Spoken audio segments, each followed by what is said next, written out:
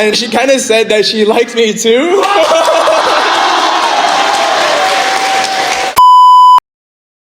I was on exchange in Japan for 1 semester. Like, isn't that crazy? I don't know about you guys, but every now and then on my For You page, I see like these Japan tourism thirst traps. The next station is Shibuya.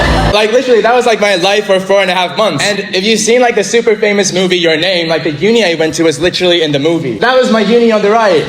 Yeah. And look, that's me, like right where Taki was, where he was trying to look for Lisa.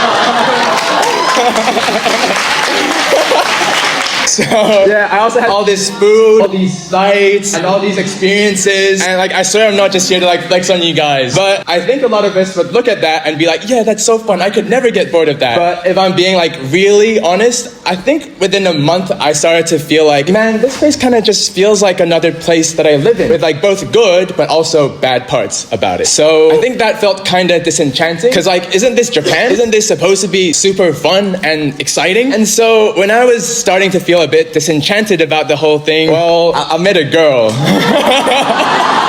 And like, sure, I've heard before it's not wise to get romantically involved when you're on exchange because you're gonna leave in like half a year. But I'd always secretly hope, like, if she's a great fit, like, surely I could make it work. Like, she was a Bible study leader. She spoke English and Japanese fluently. And like, yeah, she was pretty cute too. So yeah, I guess even though I was starting to feel disillusioned about how happy Japan would make me, well, now I like quickly forgot about that because now I thought maybe this Japanese girl would make me happy. I don't know why I'm saying this to like 100 people. I won't go into the details here, but if I were to like speed run the entire plot, basically we became good friends. I liked her. Turns out girl had a boyfriend.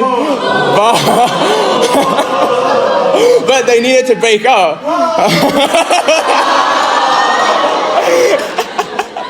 And she kind of said that she liked me too.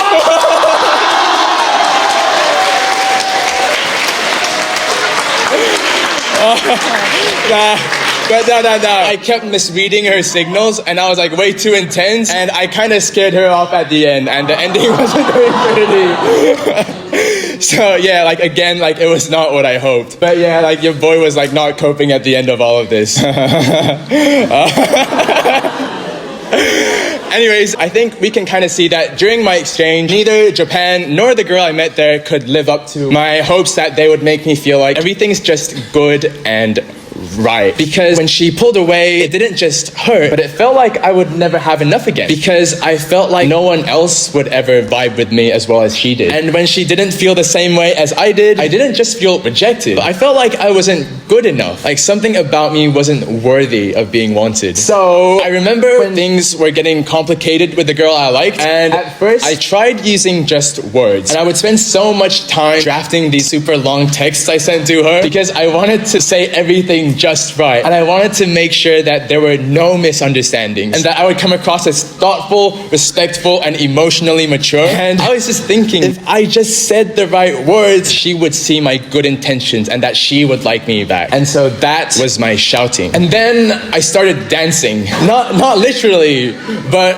performatively, because I would start to post stories with her in mind, and I would like scroll through hundreds of story views just to see if she seen what I posted, and when she didn't, I'd like die a little inside. But I kept performing, hoping that the next time she would click on my story again. And so that was my dancing, hoping that she would notice, hoping that she would care. And when none of that worked, even though I didn't start cutting my skin, I think I started bleeding on the inside. I was sitting in an onsen ice bath one night for way too long until I couldn't feel anything because some part of me felt dead, and I thought maybe the ice will jolt me awake. But I also thought to myself, I wonder how she'll react if I fainted here and they sent me to the hospital, because maybe if I fainted, then I'll be able to see that she cares.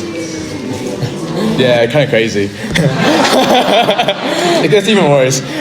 So like, it wasn't suicidal or anything, but I was so numb that I also didn't really care what happened to me either. And I remember walking on a train platform later that week, just next to the tracks where trains were zipping by. And like, in that numb, foggy headspace, I thought to myself, if I slipped right now, surely then she would care.